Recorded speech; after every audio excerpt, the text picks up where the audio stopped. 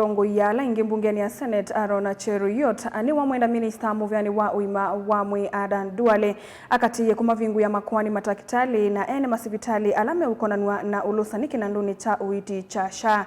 Cheruiyot yasiaka na muvango wa silikali ya President William Ruto nikona kinandu cha SHA kiitumeka kuungamia ngalama ya uiti masivitali ni masilikali valota lomonene wa ene ndi alavinye kiukwati mainda kumanda uiti. Ken Molinge na mauvo.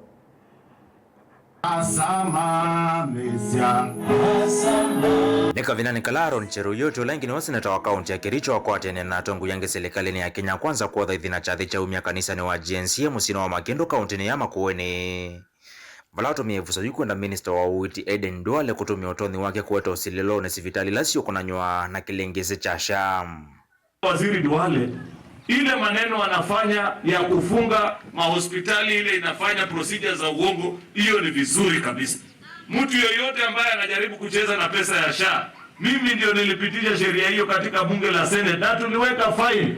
Tunataka kuona apart from closing the hospitals, we want to see the people that are committing those fraud being taken to court, charged and taken to prison where they belong. Because mtu yoyote ambaye anachezea project ambayo inaweza kusaidia wananchi wa kawaida, huyo sio mtu anafaa kukaa na wananchi wengine.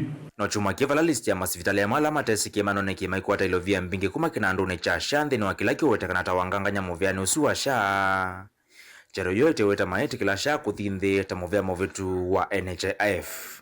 Tunataka kuona SHA paying more money to public hospitals so that our public hospitals can offer better services to wananchi hapo mashinani kushindana na hii maneno mengine ambayo inaendelea. So I want to tell Waziri that be firm, and we want to tell those that are trying to steal public funds from SHA that the law will never lead you. As Parliament, we passed a very comprehensive law that ensures that anybody that steals from proceeds from SHA faces the consequences of law, is jailed and shall never interact with public money. And it is anybody, hata daktari ule anaandika barua ya uongo ya kusema ati nimefanyia MRI mgonjwa fulani na kumbe ni Panadol peke yake umempatia, hata hao wachukuliwe hatua, sababu hatutaki corruption katika taifa letu la Kenya.